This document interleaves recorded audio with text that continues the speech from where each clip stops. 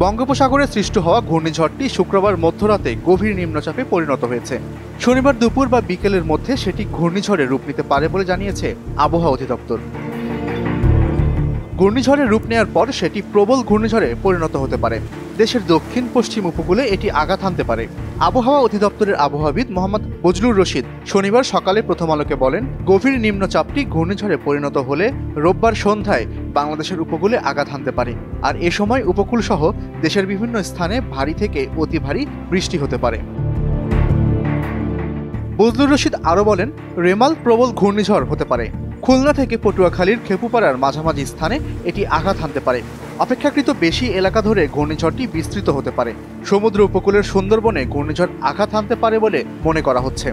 ঘূর্ণিঝড়টির অগ্রভাগের বা সামনের অংশের প্রভাব কাল সকাল থেকে বোঝা যাবে বলে গতকাল জানান আবহাওয়া অধিদপ্তরের পরিচালক আজিজুর রহমান। তিনি বলেন, শনিবার রাত থেকেই দেশের বিভিন্ন স্থানে ঝড়ো হাওয়া সহ বৃষ্টি হতে পারে। রোববার থেকে বৃষ্টি আরও বাড়বে। ভারী থেকে অতি ভারী বৃষ্টি হতে পারে উপকূল সহ দেশের বিভিন্ন স্থানে। ঘূর্ণিঝড়ের সময় জলোচ্ছ্বাসের আশঙ্কার কথা জানিয়েছেন বাংলাদেশ প্রকৌশল বিশ্ববিদ্যালয় বুয়েটের institute of water and flood ম্যানেজমেন্টের অধ্যাপক A.K. সাইফুল ইসলাম। তিনি মনে করেন, ঘূর্ণিঝড়টি আঘাত হানতে পারে উপকূলের বড় এলাকা জুড়ে। এতে ক্ষয়ক্ষতি বেশি হওয়ার আশঙ্কা আছে।